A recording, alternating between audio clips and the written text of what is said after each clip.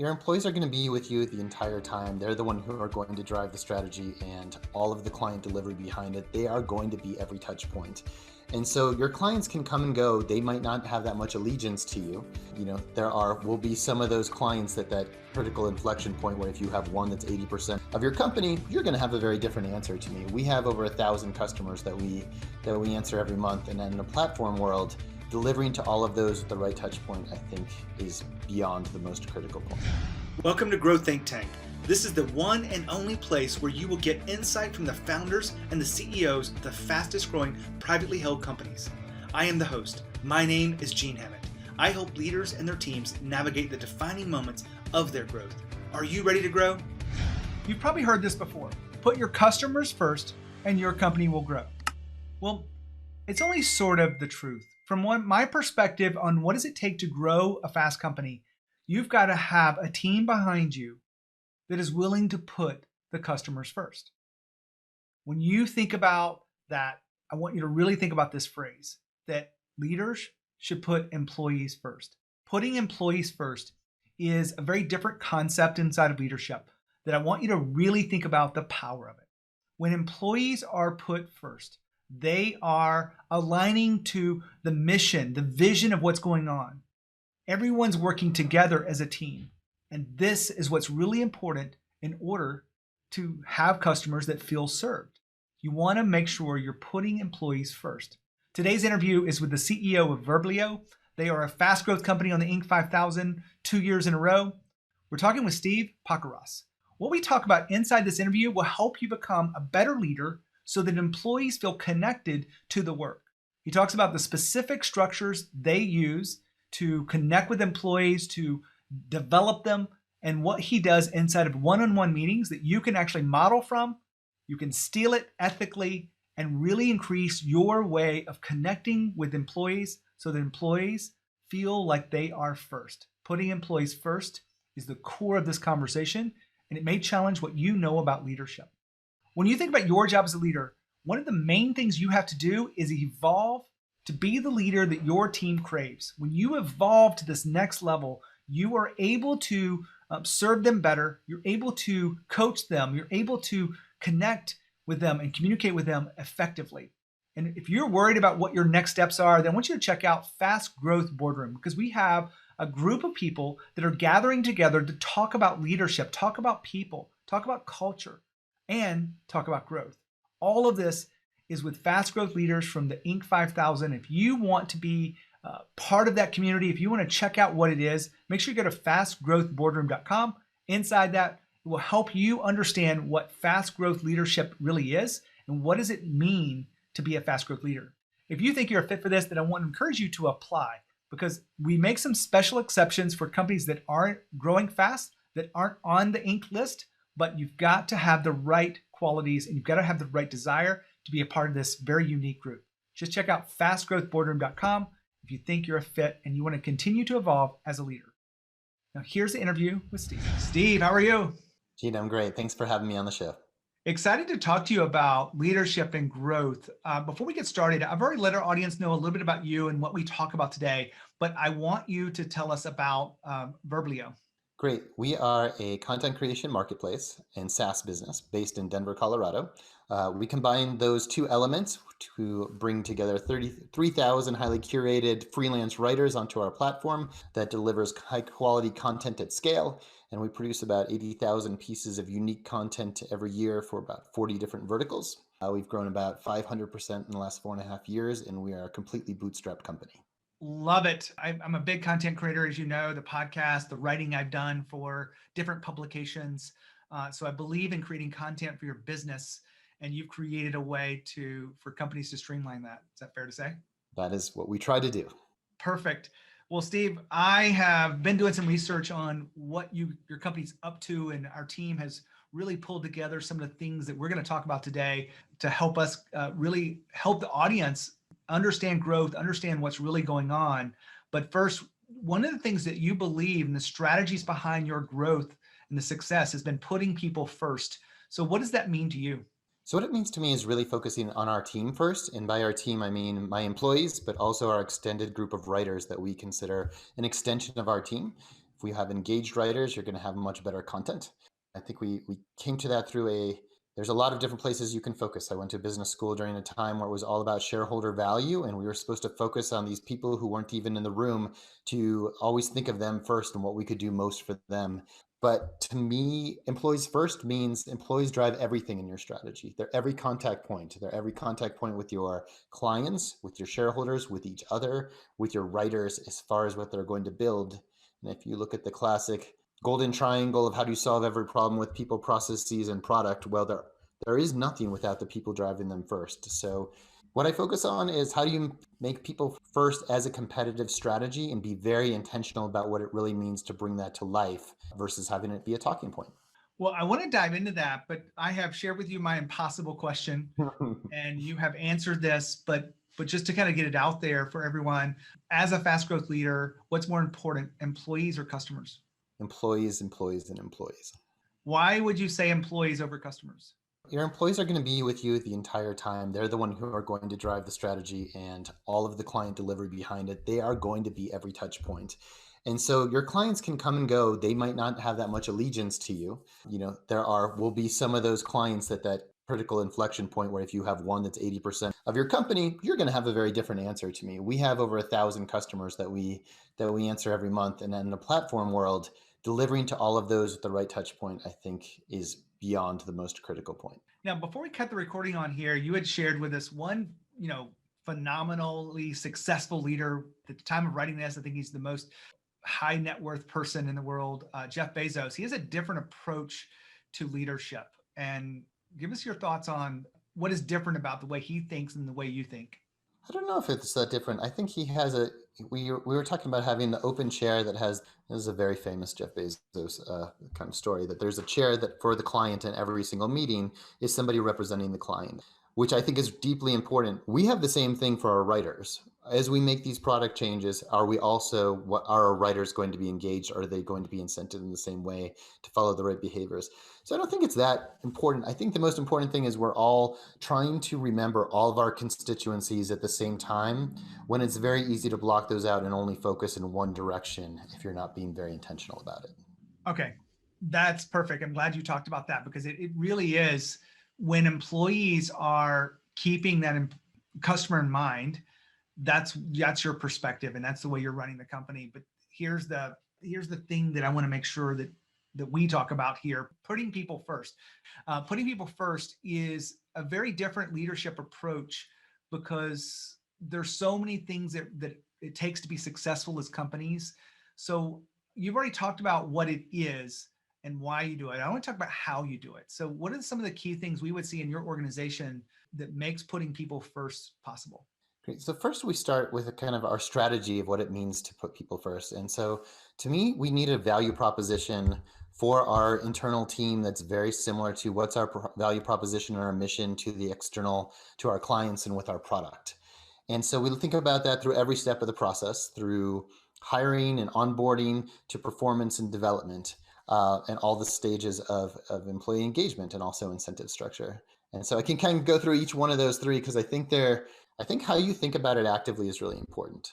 The first piece that I think about, let me tell you, I think is I read something super interesting about Steve Ballmer and the way he thought about his schedule many years ago, which is at the beginning of every year, or maybe does this ongoing, he thinks of his schedule as a budget, his CEO time, which is what he's giving oxygen to, what he's showing is the most important things to his company. And he will say to his executive assistant, I would like to spend a certain allocation of my time internally versus with clients, versus with sales, versus with product. And that's how he sets up his time, as opposed to, it's really hard when you get into this world, everything comes at you and you find yourself very responsive. I am trying to spend over 50% of my time internally, very intentionally. And I think one of the differences in strategy is that when you talk about strategy and people strategy, everyone will talk about all the things you can do. And it starts to add up as kind of like all the things you're supposed to do in your nightly routine. You're supposed to floss and do push-ups and 1,000 other things.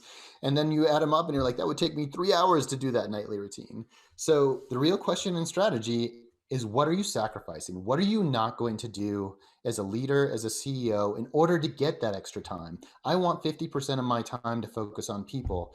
I'm not going to spend as much time on sales calls. I'm not going to spend as much time on product. You might not be able to spend as much time in the areas that you can consider your sweet spot. So that's kind of my starting premise, and I can go through how we bring that to life, if that made sense.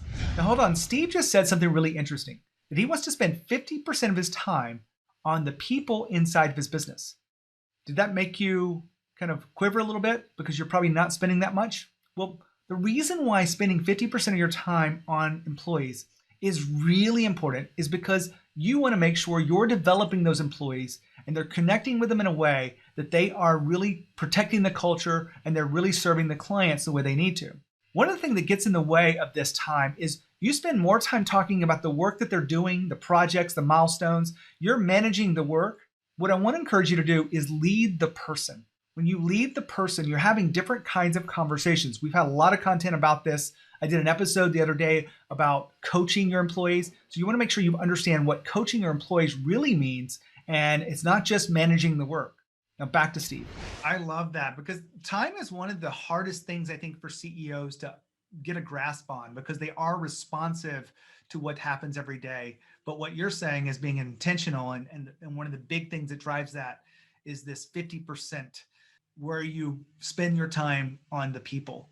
The question I have behind this, Steve, is really what do you do with that 50% of your time? Cool. So I do a few things. So we'll go through kind of the three key areas. So one is I spend a lot of my time on hiring. I want to bring in the absolute best people, and we've grown from 11 people to almost 33 in the last couple of years. So it's been a lot of intention of making sure our cultural stands keeps growing and building and getting better as we bring on more people. So we think about hiring differently, which is one is thinking about who we want to target differently, which is if you're targeting the exact same people, the been there, done that, successful types, and you compete with everybody else in your industry, you're going to lose a competitive advantage by not thinking differently about who to target. So we really focus on the quirky liberal arts A players who have a lot of junior experience and a lot of enthusiasm and are going to bring a lot of great ideas and curiosities from other areas, but at the same time have never done it before. So that creates, starting with that as our hiring philosophy, changes the entire way that we manage the company and where I spend my time. So because of that, I need to spend more time coaching them. Because of that, we need to have a lot more one-on-one meetings. So I have a one-on-one with everybody on my team weekly. I meet with everybody in the company. It used to be once a month, and now I'm up to at least once every 3 months to get a feel of what the whole company's working on and to make sure that we're aligned, but also to share what I have and to learn from them. Everyone in my company has, like, it's not just top down. Across, we have a very strong one-on-one focus. And that is to make sure that everybody's aligned across silos. It's going to save us time in the long run, but it's going to feel like a lot of time. And we structure those one-on-ones really carefully to try to get the most out of that time. So I spend a lot of time doing that. Once you've created that hiring philosophy, which is we're going to target these types, how do I attract them? So we write very quirky, fun, interesting job recs that we think stand out. We think this is a completely untapped source of great marketing in the world. How are you going to find your great employees? Write something to them that seems to make sense. Make it into a video, make it exciting. Then we have our enthusiastic team talk to them and see if they bring their same enthusiasm back. And then my time, I interview every single person that's coming into our company to see if they're a great fit. I want to see if they're comfortable talking to me, but I also want to see if they're passionate about what we're talking about in addition to having skill sets. So it's kind of phase one, and then we have performance management, and then ongoing is goal setting and incentive structure of making sure we have aligned goals that everyone gets to create. It's really important to me that while all companies have hierarchy in them, that we have a bottoms up approach that everybody's empowered as much as possible to create the vision that we're doing together, that it's not my vision, but it's a joint vision. I often say that I'm a lifelong ultimate Frisbee player, that I try to manage my company like an ultimate Frisbee team with the spirit of the game, where we're cheering each other on, where we're creating a cheer for each other at the exact same time, but we still really want to win. But at our halftime, when we get together, we are not going to talk about the X's and O's. We are going to try to psych each other up. And so I spent a lot of the performance management time kind of working on trying to repeat the key messages of what we're trying to accomplish, and also getting everyone to, each member of the team gets to have input. When we built our values and our mission together, it came across the company. When we built our social justice division, which has its own goals for our company, it was really bottoms up as far as everybody, each one of the teams starting their ideas, coming up with a draft, bringing it up, and then also having agreement as we came back down. And the last is incentive structure, which is how do we make it so that each member of the team is as incentive as possible to show our commitment to increasing salaries each year. We do this with our writers. Every time we increase pricing, we always increase our rates with our writers to bring them into our community. We do it with our equity in that we are a bootstrap company, so we don't need to have equity. It's not a requirement, but we structure ourselves the same way so that everybody's a partial owner. We even do that for our writers. We created a once in a we don't know of very many other companies doing this out there, but a shadow rewards program for our writers. So if the company does better, they also profit from it. And the last is thinking really creative about our benefits. We have when the crisis started, we started doing last Fridays off of the month as a mental health day. That was deeply appreciated by the team and communicating really openly with them about why this is so important and empathetically. And it's gone a long way, both for my mental health and I think for the companies too. So long answer, but if I can sum up, ongoing management, putting people first, is a million small interactions every single day. It is not about that one inflection point where how did you sell your company or what's the one pivot you made. It is a million small things that you have to do right every single day, and then that your team then has to do right every day, and then their teams need to do right every day. And it's really hard work, and if it's fun and you enjoy it and you get passionate about it, it's going to be really great. And if it's not, it's going to be a really hard thing to make work. That's an incredible way to look at it, because there are a million things, and I know that seems overwhelming, but simple things like listening to the people and really understanding what their fears are and what will help them move forward, I think is a big part of leadership that people just don't take into account, how important these little small things are. It's not just the performance reviews. It's not just the critical, conversations that we have to have with people. It's really everything in leadership. So I appreciate you saying that, Steve. When you mentioned something a while ago about that one-on-one conversation and the structure you put behind it. What have you learned about that structure? I'm sure it's changed over time, but can you walk us through what that structure is? Yeah, so one of the first big investments that we made as a company, this kind of goes back to how do you create performance driven first, is we brought in addition to me helping mentor and other leaders, we brought in an executive coach to work with all of my executive team that was kind of many of them in there for the very first time. And so we worked with her on coming up with that structure. And so first we just used to meet to, to sync up, what are your priorities and things like that. And what we found is that those conversations very quickly went into what are all the things we need to do next. But it was very hard to celebrate the success, focus on like the good in no matter how you structured it. So we started structuring the conversations that we start out with, what's your thing you're most excited about that you just accomplished? What are the next 3 big things that you're most excited about? So it starts with enthusiasm and excitement before it starts with a to-do list that starts to really change your mentality. Then we talk about what are your challenges to overcome those and what can I do for you? So in addition to, it opens up the space, but it also makes this is a group challenge in order to get there. And then the last is I want all of everyone in the company to always be asking each other for feedback in a way that really elicits feedback, which is a very hard question to ask. And so the question is anything else I could be doing, better, or tips that you have for me of what I could do next time. We really focus this on next time as opposed to criticizing what you've done in the past. What I found is that we get a very succinct, much more positive version and much more understanding of kind of how are we jointly solving this in a positive way that helps the culture too. Now, Steve just said something really interesting about executive leadership coaching. Now, not a lot of companies are actually leveraging this possibility, but have you ever thought about what it would take to align your executive leadership team to the highest level? Well, I've done some executive leadership coaching with teams, and it really is a powerful experience. I had one team recently that was struggling as a team and struggling with the relationships. And I helped them understand not only how to be better leaders, but how to connect together at a deeper level and how to truly drive the business forward. The work we've done has been profound, and I really want you to think about what you could be doing as a leader by hiring an outside coach to this. I'm not saying you should hire me, but you should hire someone that understands your industry or someone who understands what growing fast really means and create that space for executive leadership coaching as a team. It really can be a powerful experience. Back to Steve. Now, you walked us through that structure, which I think is pretty fantastic. What have you learned as a leader by having so many of these over the years that you can share with us? The first thing is I was just listening to your episode with Chef and how nobody wants to tell no one in the company is allowed to say that Chef said that the CEO said that this is what to do, and it's really hard to get it back. So it felt very similar to that, which is that it's very hard for a CEO to get honest feedback. You have to really structure your question actively and show that you deeply want to hear these things, or no one's going to give you anything of value. You're basically just going to leave here feeling, oh, everything's great, I'm doing an amazing job. So you have to deeply want to get feedback and push people for it, and then reward them for it and say thank you to them in an all hands as you address the issue for everyone.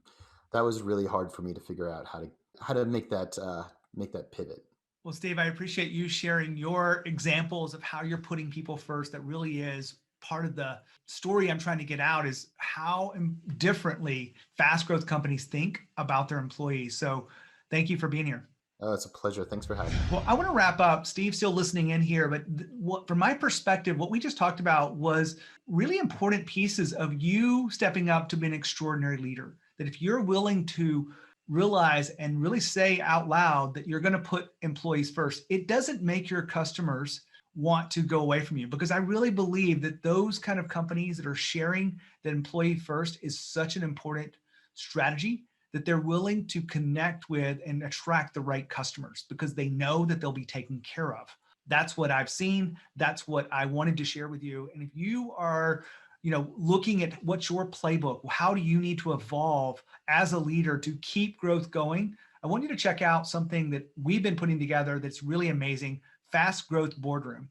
If you want to be an extraordinary leader, we have this group of people that are really coming together to have fun with each other, to challenge each other. And there are really a lot of fast growth founders, leaders, and CEOs inside this group that are really connecting in a very different way. If you think you're a good fit for Fast Growth Boardroom, just check it out. You can apply and we'll get on the phone. We'll talk about it. And if it is a good fit, I'll invite you to come in. If you're not, then I'll suggest other resources that will help you get ready for that. Just go to fastgrowthboardroom.com. When you think of growth and you think of leadership, think of Growth Think Tank. As always, we encourage. See you next time.